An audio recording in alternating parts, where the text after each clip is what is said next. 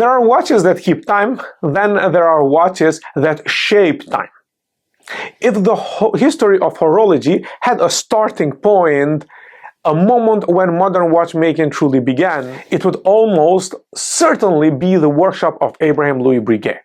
The inventions he pioneered, from the tourbillon to the first self-winding movement, didn't just improve watches. They rewrote the rules of mechanical mastery. And Breguet, Art and Innovation in Watchmaking, isn't just a book about the brand. It's a story of how one man's drive to solve problems became a legacy of human ingenuity, one that still echoes in every finely crafted movement today. Unlike most brand-linked coffee table books, this volume has a real institutional and scholarly roots. Emmanuel Breguet, a direct descendant of Abraham-Louis Breguet and vice president of the Modern Company, brings personal insights into the founder's legacy and archival records. Martin Chapman, curator of European decorative arts and sculpture of the Fine Arts Museums of San Francisco, contributes deep art historical and technical context. This dual authorship, combined family heritage with museum-level scholarship, gives the book both authentic and critical clarity.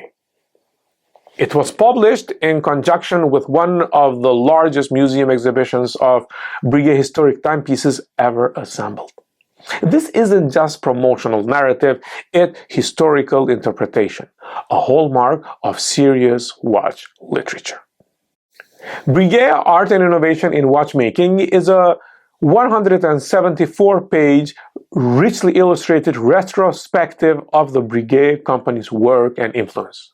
It features over 70 iconic watches and clocks from the Breguet archives. It detailed essays of innovation and design. It also features essays exploring the Maison's historical impact, beautiful photography that brings these objects to life. And what makes this book special is its dual focus. It explains the mechanics, like why certain inventions mattered, and the cultural context, how those inventions changed the way people interacted with time. This book is not a catalog of prices and of specs.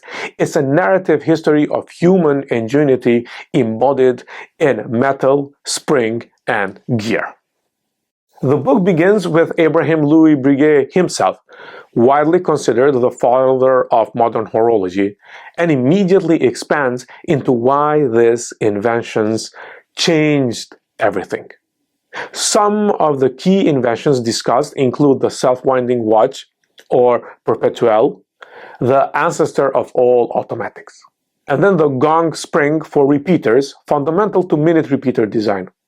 It also includes first shock protection mechanisms, enamel dials with improved legibility, the first wristwatch delivered to Queen Caroline Murat in 1810, and the book places each of these innovations not in isolation, but as response to cultural and practical needs, such as military, scientific, navigational, and personal. And this narrative is why this book isn't just interesting, it's a lective reading for serious watch cultural fans. From the start, Breguet's clients included powerful social and political actors, such as Napoleon Bonaparte, and because he owned Breguet's travel clocks, or Tsar Alexander I and other European royalty who collected watches from the Maison. Aristocrats across all Europe and beyond who competed for these timepieces. This book situates Breguet within the network of power and taste, how a watchmaker became part of who mattered in global society.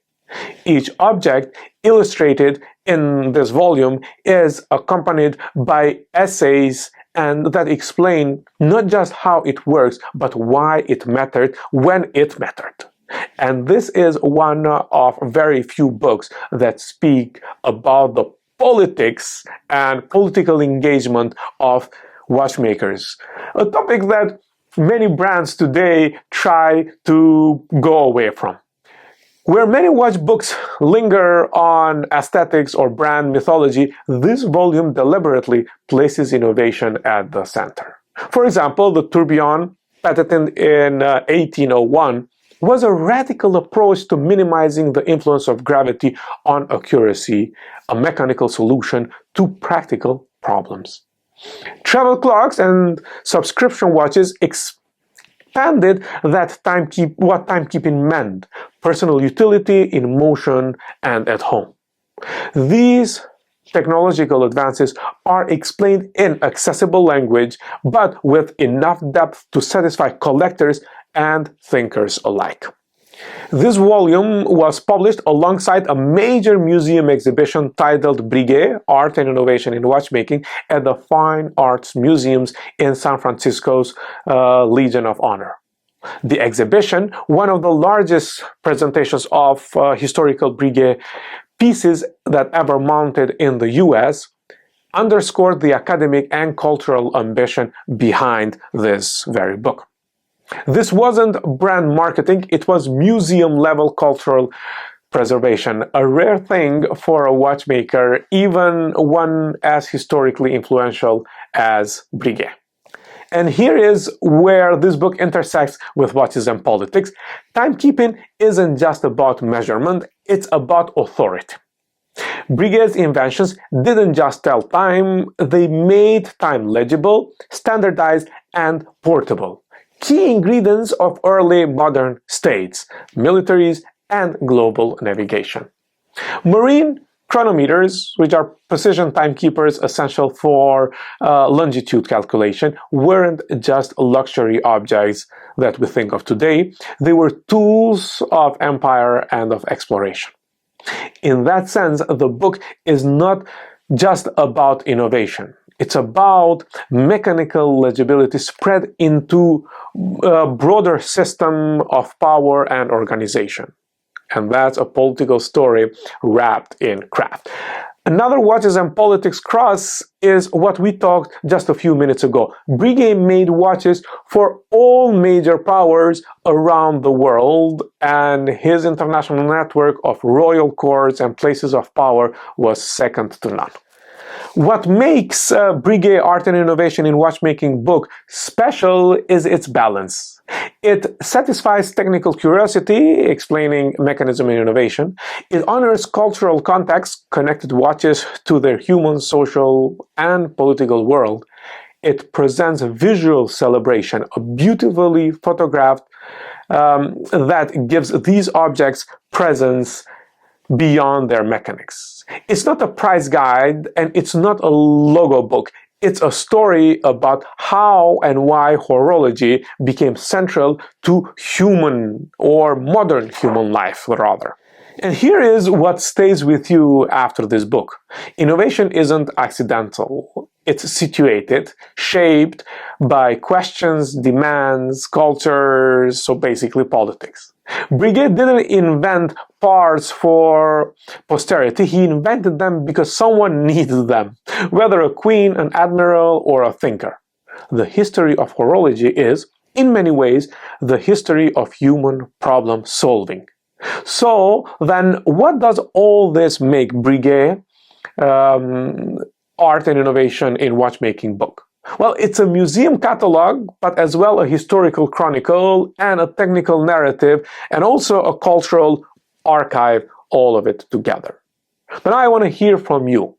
Which Breguet invention do you think influenced modern watchmaking the most? The tourbillon or the self-winding watch? And which book should we explore next in this horological archive? Let me know in the comments or send me a message, because clocks don't just measure hours, they measure meaning. This is Watches and Politics. Thank you very much for subscribing and sharing with a collector who loves depth, and I can't wait to see you in the next chapter.